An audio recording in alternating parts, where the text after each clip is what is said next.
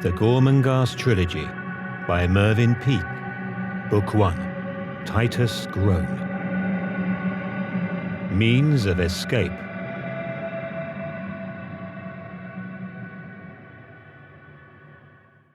Mr. Flay was possessed by two major vexations. The first of these lay in the feud which had arisen between himself and the mountain of pale meat, the feud that had flared up and fructified in his assault upon the chef. He avoided even more scrupulously than before any corridor, quadrangle, or cloister where the unmistakable proportions of his enemy might have loomed in sight. As he performed his duties, Mr. Flay was perpetually aware that his enemy was in the castle and was haunted by the realization that some devilish plot was being devised momently in that dropsical head, some infernal hatching. In a word, revenge. What opportunity the chef would find or make, Flay could not imagine, but he was constantly on the alert, and was forever turning over in his dark skull any possibilities that occurred to him.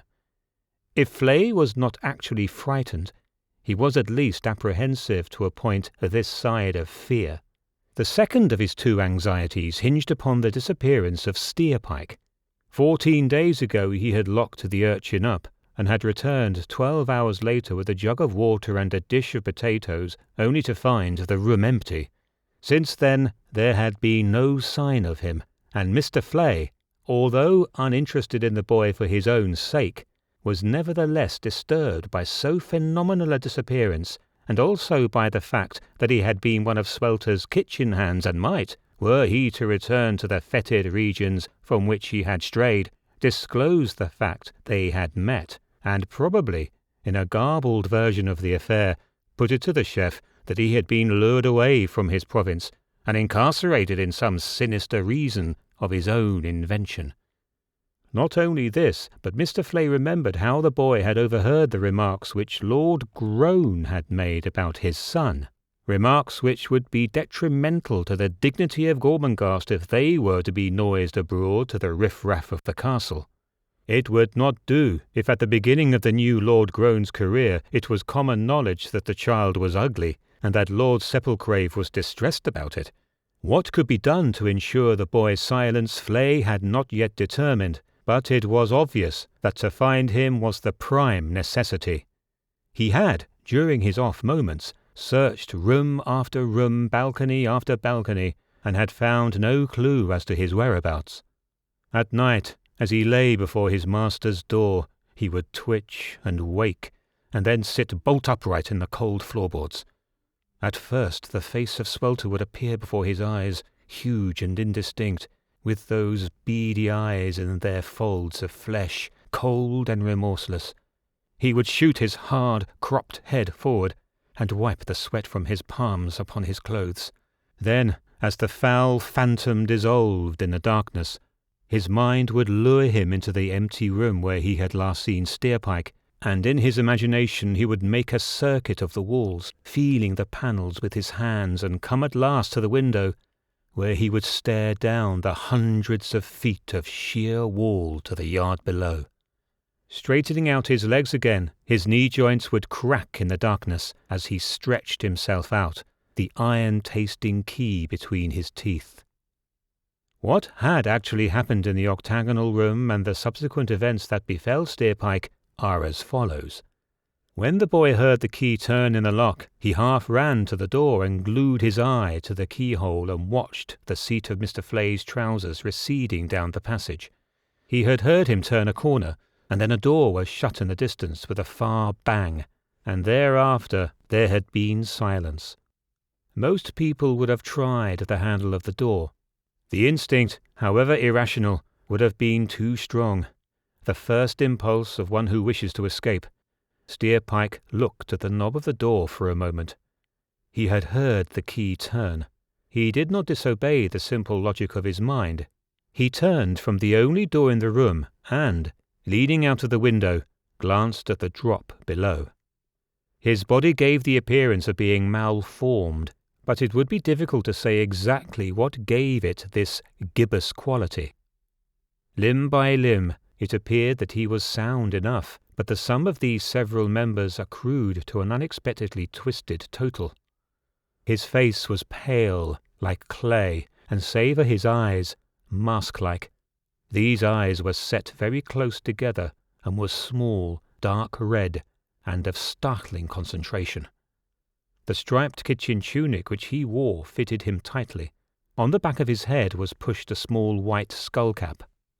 As he gazed downwards quietly at the precipitous drop, he pursed his mouth, and his eyes roved quickly over the quadrangle below him.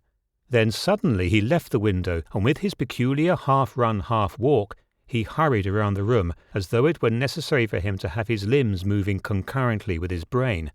Then he returned to the window. Everywhere was stillness. The afternoon light was beginning to wane in the sky, although the picture of turrets and rooftops enclosed by the window frame was still warmly tinted. He took one last, comprehensive glance over his shoulder at the walls and ceiling of the prison room, and then, clasping his hands behind his back, returned his attention to the casement. This time, leaning precariously out over the sill and with his face to the sky, he scrutinized the rough stones of the wall above the lintel and noticed that after 20 feet they ended at the sloping roof of slates. This roof terminated in a long horizontal spine like a buttress, which, in turn, led in great sweeping curves towards the main rooftops of Gormenghast.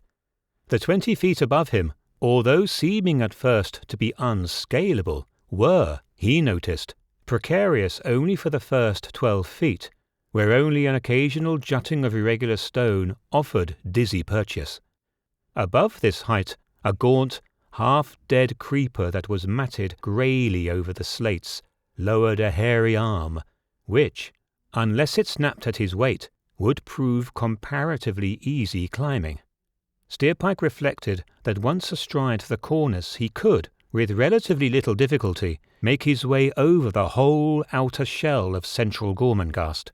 Again, he fastened his gaze upon the first dozen feet of vertical stone, choosing and scrutinizing the grips that he would use. His survey left him uneasy. It would be unpleasant. The more he searched the wall with his intense eyes, the less he liked the prospect, but he could see that it was feasible if he concentrated every thought and fibre upon the attempt. He hoisted himself back into the room that had suddenly added an atmosphere of safety to its silence. 2 courses were open to him. He could either wait, and in due course presumably Flay would reappear, and would, he suspected, attempt to return him to the kitchens, or he could make the hazardous trial. Suddenly, sitting on the floor, he removed his boots and tied them by their laces about his neck. Then he rammed his socks into his pockets and stood up. Standing on tiptoe in the middle of the room, he splayed his toes out and felt them tingle with awareness, and then he pulled his fingers sideways cruelly, awakening his hands. There was nothing to wait for. He knelt on the window-sill, and then, turning around, slowly raised himself to his feet and stood outside the window, the hollow twilight at his shoulder blades.